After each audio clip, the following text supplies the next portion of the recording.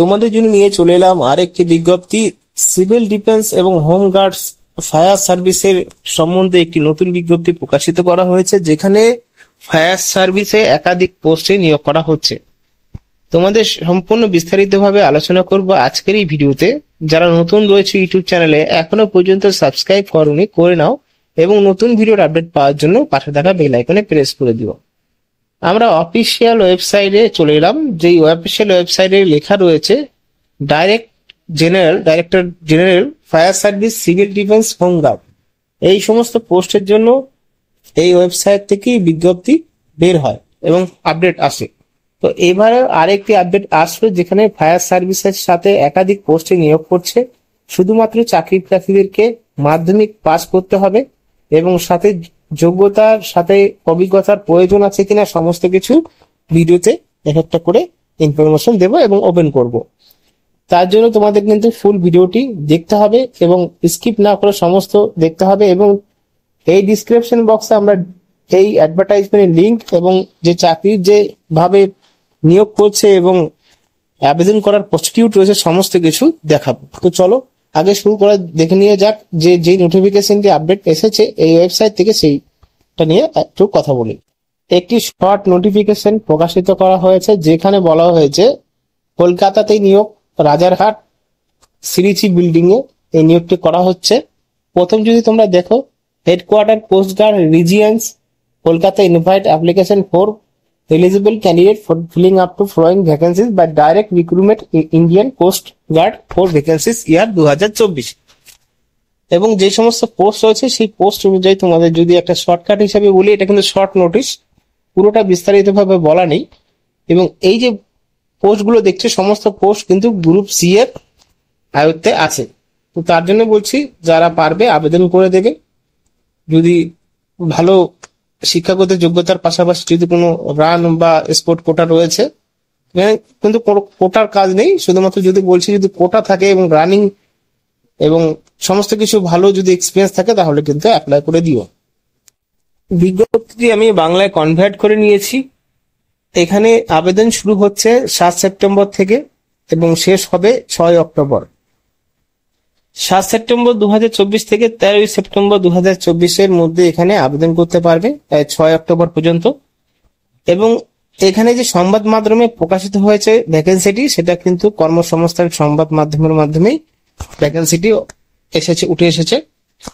চাকরি প্রার্থীদের বয়স 18 থেকে 27 বছরের মধ্যে হতে হবে। নিয়ম অনুযায়ী বয়সের ছাড় দেওয়া হবে, যেরকম SC ST দের 5 বছর, ওবিসি ক্যান্ডিডেটদের জন্য 3 বছর। এছাড়া আরো ক্যান্ডিডেট রয়েছে বিকলাঙ্গ, তাদের জন্য এক্সট্রা ছাড় দেওয়া হবে। বেতনের স্কেল আমি একসাথে বলে দেবো। মোটর ট্রান্সপোর্ট ড্রাইভার রয়েছে, ওজি, হক লিফট অপারেটর রয়েছে, সিট মেটাল ওয়ার্কার রয়েছে, কার্পেন্টার রয়েছে, ফায়ারম্যান রয়েছে। এই সমস্ত পোস্টের জন্য বেতন দেওয়া হবে 19,900 থেকে 63,200 টাকা। মোট টোটাল মিলে শূন্যপদ রয়েছে 6টি। এখানে বেসামরিক মোটর পরিবহন ড্রাইভার পোস্টে নিয়োগ করা হচ্ছে, তার জন্য পোস্টিং দেওয়া হচ্ছে কলকাতা, হলদিয়া, ভুবনেশ্বর, এই 3টে স্থানে দেওয়া হবে পোস্টিং। 2টো SC দের জন্য পোস্ট রয়েছে। তারপর রয়েছে ফর্ক লিফট অপারেটর, ভুবনেশ্বরে এর স্থান রয়েছে, প্লাস পোস্টিং 1টি পোস্ট। তারপরে 3 নম্বরে সিট মেটাল কর্মী, পারাদ্বীপে রয়েছে এর কর্মস্থান, 1টি পোস্ট। এবং সুতার মানে দক্ষ, পারাদ্বীপ রয়েছে 1টি পোস্ট, পারাদ্বীপে এর পোস্টিং রয়েছে। তারপরে শেষে দেখতে পারবেন ফায়ারম্যান রয়েছে কলকাতাতে পোস্টিং, টোটাল মিলিয়ে রয়েছে 6টি পোস্ট। এবার দেখো সমস্ত চাকরি প্রার্থীদের যে যোগ্যতার প্রয়োজন সেটা নিয়ে আলোচনা করছি।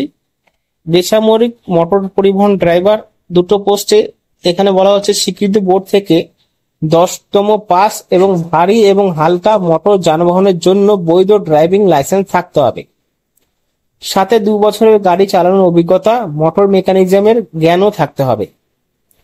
এবার সুতার যেটা রয়েছে সেটা হলো মাধ্যমিক পাশে আবেদন করতে পারবে। ITI সার্টিফিকেটের দরকার রয়েছে, 1 বছরের বাণিজ্য অভিজ্ঞতা সার্টিফিকেটও থাকতে হবে।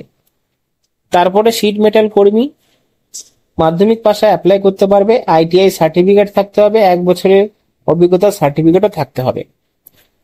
শেষের আগে রয়েছে ফর্কলিফট অপারেটর, আইটিআই থেকে সংশ্লিষ্ট শংসাপত্র থাকতে হবে, তাহলে অ্যাপ্লাই করতে পারবে। ফায়ারম্যানের জন্য একটি স্বীকৃত বোর্ড বা সমমানের থেকে ম্যাট্রিকুলেশন পাস অর্থাৎ মাধ্যমিক পাস করলেই হবে, এবং এই সমস্ত কোয়ালিফিকেশন আপনি যদি ওয়েস্ট বেঙ্গল থেকে করেন তাও অ্যাপ্লাই করতে পারবেন, যেহেতু ওয়েস্ট বেঙ্গলে নিযুক্তি করা হচ্ছে।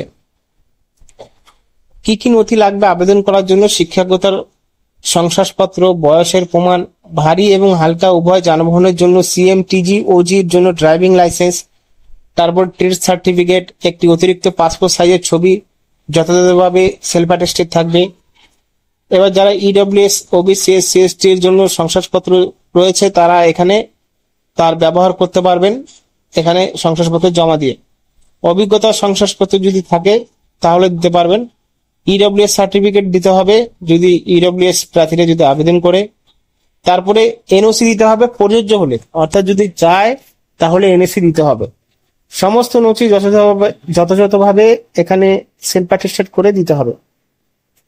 এবার কোথায় পাঠাতে হবে এখানে দেখতে পাচ্ছ, সদর দপ্তর, কোস্টগার্ড অঞ্চল, এনি সিএসও এখানের জন্য বিজনেস পার্ক, 6 তলা সার্চি বিল্ডিং, রাজারহাট, নিউ